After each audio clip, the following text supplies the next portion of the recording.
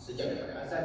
Sementara qada pun adalah hukum Allah mengenai peristiwa itu sewaktu peristiwa itu terjadi. Ada sewaktu perkara itu terjadi.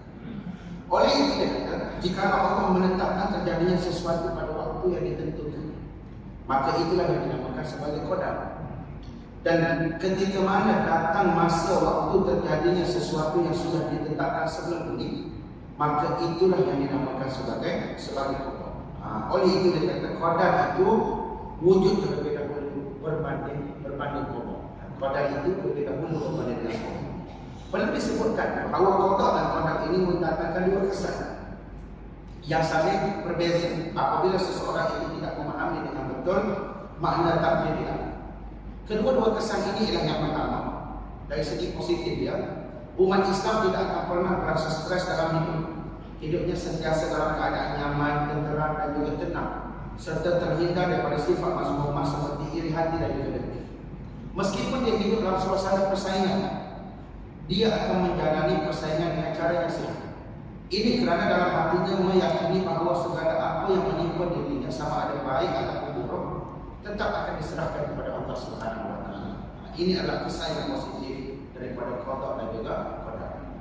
Yang kedua, seseorang boleh sahaja dengan alasan takdir, dia akan mengatakan tidak usah bersusah payah berusaha kerana semuanya sudah ditentukan oleh Allah Subhanahu wa taala. Ini kesan yang penting. Tidak perlu belajar, tidak perlu bekerja keras, tidak perlu berusaha, tidak perlu buat dan juga ini sampai masa Tuhan mati juga. Kalau Tuhan nak bagi mati juga. Kalau Tuhan nak bagi senang juga. Ada fikir yang macam tu tuan dan puan yang lain. Ini tentunya kesan yang diletakkan pada diri seorang mukmin.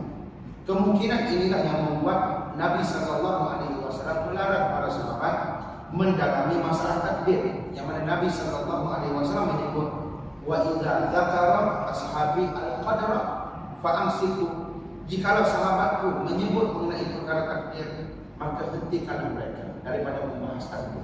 Kerana kita membahas sesuatu yang berada di luar daripada pengetahuan kita. Ketentuan sejak azali tak ada dalam ilmu kita. Benda yang akan datang, yang akan terjadi, yang dinamakan sebagai qada tadi juga tak ada dalam pengetahuan kita. Kita tahu bila benda itu terjadi. Yang dirahmati, yang dirahmati Allah. Bila benda terjadi, jadi dia akan jadi macam tu. Nak macam mana? Kita tak macam tu. Sebab perkara itu hanya jadi bid'ah. Perkara itu hanya akan diketahui bila ia terjadi. Dan biasanya takdir ini dia akan berlega di sekeliling apa yang kita lakukan dalam kehidupan. Biasanya berlega. Tapi tak semestinya. Biasanya berlega. Ada orang nak mati syahid, tapi Allah tak bagi dia mati syahid walaupun dia sentiasa menyertai peperangan. Seperti Khalid bin Walid radhiyallahu taala. Ada orang dia tak nak mati di atas motor, tapi dia marepek. Maka Allah pilih dia untuk mati di atas jalan disebabkan dia marepek dengan mempunyai rahmat Allah ataupun mak motor. Maka itu dia kata kadang-kadang takdir itu boleh berpusing di sekeliling apa yang kita lakukan, dan kadang-kadang juga boleh berbeza. Seperti mana yang dikehendaki oleh Allah Subhanahu wa taala. Dan ada dua perkara yang dibincangkan mengenai takdir ini, iaitu yang pertama, takdir ialah rahsia Allah Subhanahu wa taala. Tak ada seorang pun manusia di dunia ini yang mampu untuk mengetahui jangka nyawanya ataupun ajal kematian. Tak ada. Sekadar buat analisis boleh, tuan-tuan dan puan-puan yang rahmati Allah.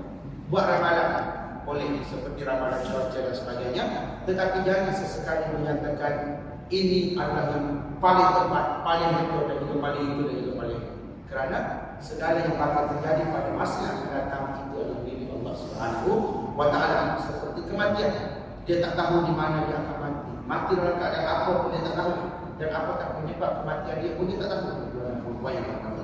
Begitu juga halnya dengan rezeki yang diperoleh, berapa banyak jumlahnya. Bahkan Rasulullah SAW tidak sanggup untuk menembusi hal-hal gaib, termasuklah bab yang berkaitan dengan takdir ilahi. Kerana apa? Kerana ia merupakan ketetapan Allah. Seperti mana yang disebutkan dalam surah Al-An'am ayat yang ke-50 yang kita bacakan awal-awal tadi. Saya baca terjemahannya tuan-tuan, sebab tak berapa lama. Allah suruh Nabi katakanlah, wahai Nabi Muhammad, aku tidak mengatakan kepada kamu bahawa khazanah ataupun ilmu pembendaharaan Allah itu ada di sisi, dan aku juga tidak mengetahui perkara-perkara yang gaib. Aku juga tidak mengatakan kepada kamu bahawa aku ini malaikat. Dan aku kata Nabi tidak menurut malaikat aku yang telah diwahyukan kepada aku. Kemudian bertanya, adakah sama orang yang muda dengan orang yang jelek? Tidakkah kamu mahu? Tidakkah kamu mahu berfikir? Dan kerasnya itu ditegaskan lagi oleh Allah Subhanahu wa taala dalam surah Al-An'am ayat yang ke-59. Yang mana Allah kata wa innahu mafatihul ghaib la ya'lamuha illa hu. Di sisi Allah jualah segala perkara-perkara yang gaib. Tak ada siapa pun yang mengetahui apa yang ada di darat, tidak mengetahui apa yang ada di laut, dan tidak gugur selain pun daun itu tersebut, melainkan Allah sahaja yang mengetahuinya. Dan tidak gugur sebiji pun biji dalam kegelapan bumi, dan tidak yang basah atau yang kering, melainkan semuanya ada tertulis dalam kitab Lauhul Mahfuz yang terang dan juga nyata, yang merupakan kodak ketentuan Allah Subhanahu wa taala. Maknanya kodak telah ditulis di Lauhul Mahfuz. Cuma keputusan dia kepada perempuan yang dirahmati Allah diterjemahkan dalam bentuk kotak seperti mana yang ada pada hari ini. Tapi kita tak tahu, maka itu adalah rahsia Allah Subhanahu wa taala. Kemudian yang kedua, perubahan takdir juga tak ada orang boleh tahu, melainkan Allah Subhanahu wa taala semata-mata. Melainkan Allah Subhanahu wa taala semata-mata.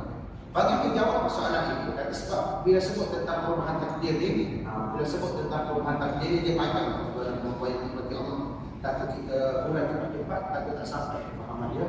Jadi kita sambung pada pertemuan yang akan datang sebab tak masuk ke 9. Okey, jadi kita akan sambung pada pertemuan yang akan datang tentang perubahan takdir.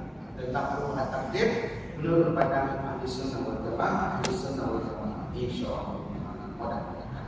Jadi semoga Allah Subhanahu wa taala berkati pertemuan kita.